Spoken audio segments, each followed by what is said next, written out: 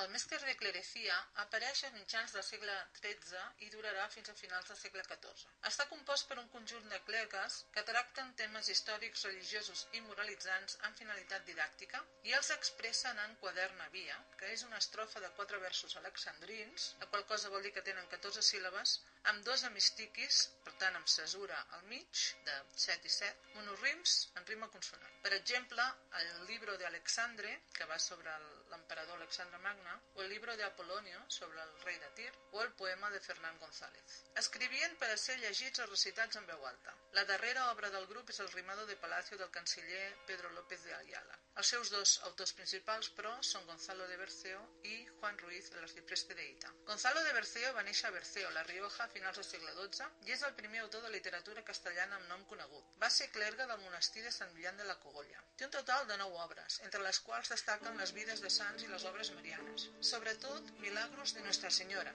que té 2 parts, una introducció al·legòrica i 25 relats de miracles atribuïts a la Verge. El seu estil és col·loquial i senzill, utilitzant fórmules de joglars i notes domèstiques i familiars. La devoció mariana era seguida per tot el poble fervorosament, perquè era la intercessora dels pecadors davant Déu en el moment de la mort, ja que tothom pensava que arribar al paradís era molt difícil després d'haver dut una vida de pecat. Això va donar origen a moltes històries al voltant de la Verge, i a llibres com aquest.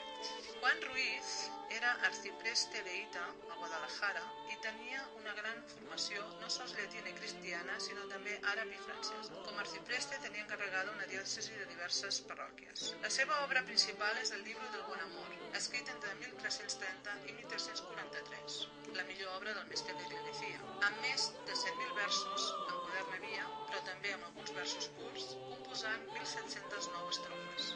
Comença amb una oració on l'arcipreste demana a Déu que el tregui de la presó, situació que no sabem si fou real o bé és una al·legoria del món com a presó de la carn, i un pròleg on dona la finalitat del llibre. Després ve una mena d'autobiografia amorosa de l'autor amb dones de tota mena, vídues, solteres, casades, mores, monges, expressades amb estrofes de poesia lírica, satírica, mariana, cançons de cec, cançons de serrant, cançons d'escola, faules, exemples o al·legories, com per exemple la batalla de Don Carnal i Doña Quaresma. L'arcipreste adapta fonts clàssiques com l'Ars Amandi d'Ovidi o el Pamphilus d'Amore, que era una comèdia medieval, que parla d'una seducció aconseguida gràcies a una vella alcavota anomenada Trotaconventos, que és l'antecedent de la Celestina. També utilitza les faules i els fablió francesos. Des de l'estil més elevat al més col·loquial, des del to més pietós al més irònic o realista, l'autor pretén prevenir els homes contra l'amor carnal, que és pecaminós, i els invita a dedicar-se al bon amor, que és l'amor de Déu. Però acaba donant consells per tenir èxit en la seducció, per tant és un llibre ambigu, amb reminiscències de Goliars i producte d'una crisi de valors pròpia de l'aparició de la burgesia, tot i que no hi ha cap atac al dogma religiós. Té un estil alegre i enjogassat, gran riquesa lèxica i moltes exageracions, tant per exaltar com per denigrar.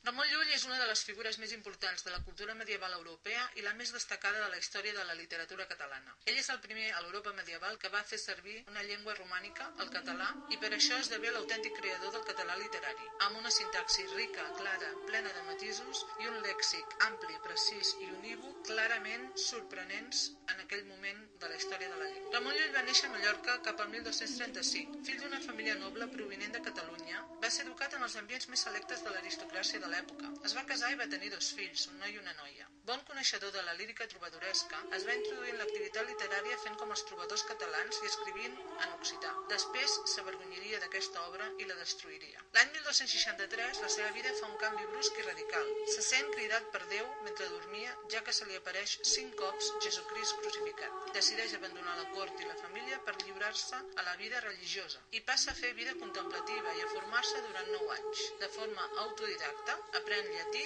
i també aprèn àrab amb un criat. En el Puig de Randa, Llull va tenir una revelació divina i va concebre el seu gran ideal de vida que consta de 3 objectius. La creació de l'art, entesa com a sistema filosòfic que havia de servir per demostrar tant les grans veritats de la fe cristiana com l'estructura i el funcionament ideals de la societat i del món. L'art lulià volia tenir una visió molt global del coneixement per mirar de donar resposta a les grans qüestions plantejades per la teologia, la filosofia i la ciència medievals. El segon objectiu era l'expansió del cristianisme i la formació moral de la població, per mitjà de la prèdica directa en places i carrers i elaboració d'obres literàries en una llengua comprensible. Per això va anar a predicar al nord d'Àfrica directament als musulmans i també va arribar a anar a les universitats a parlar en llatí als grans pensadors de la seva època. El tercer objectiu era la formació de missioners en una escola de frares on aprenguessin també llatí i àrab per poder ajudar-lo en la seva tasca. Com a missioner va anar a predicar el cristianisme arreu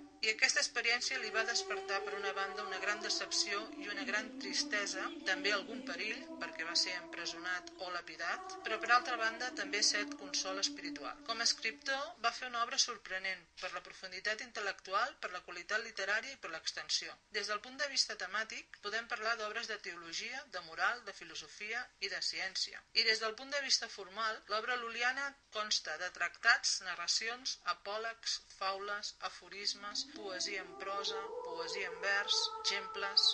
Com a intel·lectual es va relacionar amb els savis més importants del moment. S'entrevistà amb alguns papes, amb els reis de França, amb els reis de la corona catalana-aragonesa, perquè, com és lògic, necessitava demanar a les autoritats diners per crear les seves escoles de frares. Només en va aconseguir fundar una a Mallorca i es digué Miramar amb 13 frares. Va morir el 1315. Ramon Llull va escriure uns 250 llibres, alguns dels quals en 3 llengües. Català perquè l'entenguessin els seus contemporanis, llatí per a les universitats i àrab per convertir infidels, tot i que els llibres en àrab no s'han trobat. En va perdre bastants en algun naufragi i els va tornar a escriure. Això el fa un escriptor prolix i molt conegut. Pel que fa a la seva poesia, només conservem poesia de tema religiós, dedicada a la Verge, i també algun poema sincer i dramàtic sobre la seva crisi personal en no aconseguir els seus objectius, com ara el famós Cant de Ramon. Pel que fa a la narrativa, trobem 2 novel·les, les primeres escrites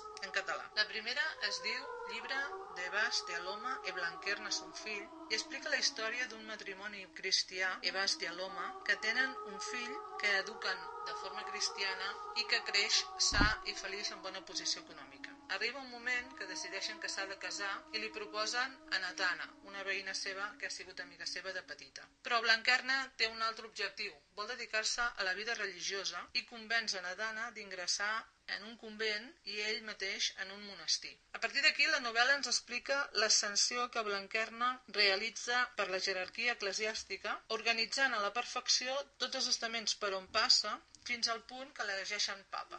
Llavors organitza el món cristià en la seva totalitat, converteix els infidels i un cop acomplerta la seva tasca es retira de la vida mundanal i es fa ermità, cosa que li permet una comunicació espiritual amb Déu que en definitiva era el seu desig més íntim des de sempre. D'aquesta pràctica neix el llibre d'Amic i Amat, on l'amic, que és ell, reflexiona sobre l'amat que és Déu a través de 366 paràgrafs, un per cada dia de l'any, a l'estil dels proverbis. Són textos en forma de màximes i exemples, plens de prosa poètica i amb reminiscències de la Bíblia, concretament del Càntic dels Càntics. Es tracta d'una obra mística per a la meditació diària. La segona novel·la és Fèlix, el llibre de meravelles. Explica la vida de Fèlix, que abandona casa seva per recórrer món i es meravella de tot el que veu. L'obra fa que el públic admiri Déu i que aprengui la veritat cristiana. Està dividit en 10 capítols, que són Déu, els àngels, el cel, els elements, les plantes, els metalls, les bèsties, l'home, el paradís i l'infern, com si fos una mena d'enciclopèdia. El 7è capítol, que és el llibre de les bèsties, és la part més imaginativa i novel·lística, ja que es tracta d'una faula política. El lleó, rei de les bèsties, veu amenaçat el seu tron per les intrigues de Naguineu, que manipula els animals herbívors contra els carnívors, infonent-los por. L'elefant, però, es revolta contra ella i així el rei descobreix la trama d'enganys i trampes de la guineu i la mata. En resum, un retrat de la societat aristocràtica i un tractat de política protagonitzat per les bèsties. També es pot veure en aquest llibre que Llull tenia una visió teocràtica de la política, ja que, com diu, Déu és qui marca la regla per la qual s'ha de regir el món. De les seves obres filosòfiques i científiques en podem destacar 3.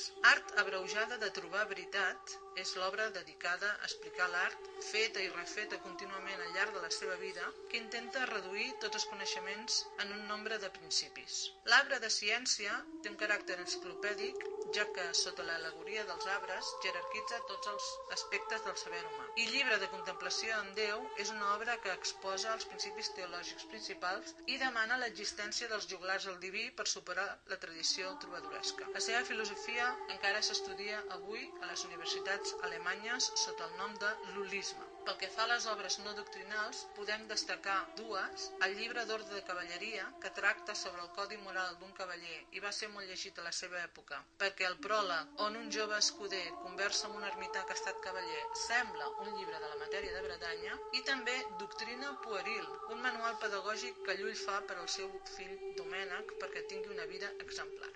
Durant els segles XIV i XV podem parlar de 4 autors més que podem considerar moralistes, ja que, provinents de l'àmbit religiós, dediquen la seva obra a la temàtica didàctica de perfeccionament cristià. El primer és Francesc Eiximenis, nat a Girona el 1330 i mort el 1409, un franciscà que es va formar a les universitats de París, Roma, Oxford i Colònia i que va fer de mitjancer de gent revoltada durant el regnat de Pere III el Cerimoniós i després va ser conseller del rei Joan I i, per últim, bisbe d'Elna, el Rosselló. La seva filosofia vital era la moral tradicional, totalment medieval, i la seva obra més important és Lucrestià, dedicada a reformar els burgesos pecadors, fent una mena d'enciclopèdia de la qual va projectar 13 llibres, però només ens n'han arribat conservats 4. El seu estil és amè i entretingut, amb un llenguatge popular, amb faules, contes i anècdotes. Altres llibres seus són Una vita Christi o El regiment de la cosa pública. Després hi ha Sant Vicent Ferrer, nascut a València el 1350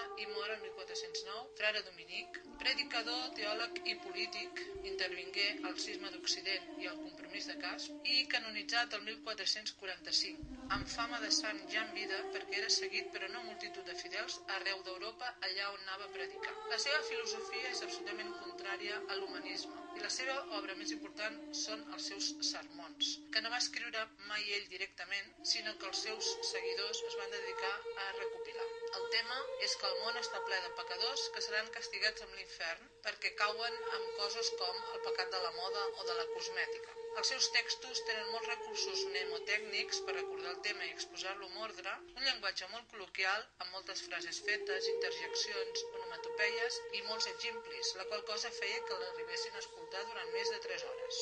En Sant Olmeda va néixer a Mallorca en 1352. Va ser frare franciscà fins als 35 anys. Va estudiar teologia a Bolonya, però als 35 anys va renegar del cristianisme, es va fer musulmà i se'n va anar a viure a Tunis. Es va casar amb la filla d'un soldà i va ser cap de duanes la resta de la seva vida. Se'ns mostra desenganyat per la profunda crisi religiosa del segle XIV. Es fa escèptic i irònic. La seva obra principal és La disputa de l'ase. Hi ha un diàleg entre un ase i un home parlant de qui és més superior, si l'home o els animals, i mostrant aquest pòsit anticlerical de l'autor. Altres obres seves són el Llibre dels bons amonestaments, que està escrit en vers, i són consells aparentment cristians però molt càustics, i La tufa, en àrab, que és autobiogràfica i de refutació dels dogmes cristians.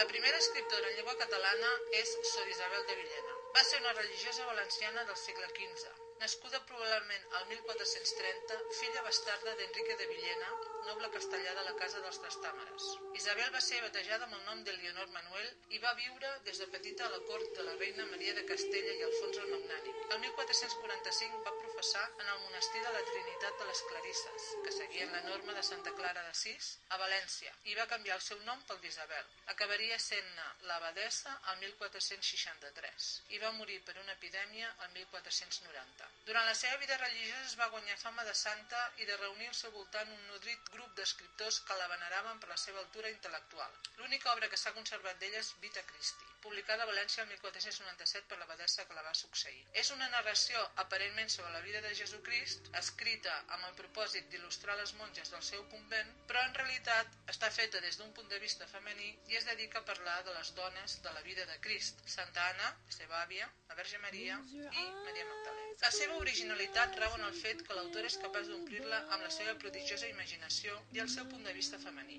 Així, el que havia de ser una vida de Crist esdevé realment la vida de la Mare de Déu. Comença amb el naixement d'ella i acaba amb la seva assumpció al cel. Les dones que hi apareixen són dones normals, amb sentiments humans. I, per fer-ho, Sor Isabel de Villena es basa en textos apòcrifs i allunyats de l'ortodòxia dels textos sagrats. Va ser una obra molt llegida i apreciada per dames, com per exemple la reina Isabel la Catòlica, que va promoure que es publiqués per poder-la llegir. El seu llenguatge és senzill i viu. Evita conscientment els cultismes i l'artifici literari. Busca la facilitat de comprensió per al públic. Contrasta senzilles escenes domèstiques amb la pompa i solemnitat del protocol de les cerimònies celestials, recreant-se en la fastuositat de les teles, joies, menjars i escenografia. També s'ha de remarcar la seva tècnica amplificadora. Té una rara habilitat per redactar capítols sencers del seu llibre a partir d'un sol versicle de l'Evangeli, vestint-ne la resta amb la seva prodigiosa imaginació.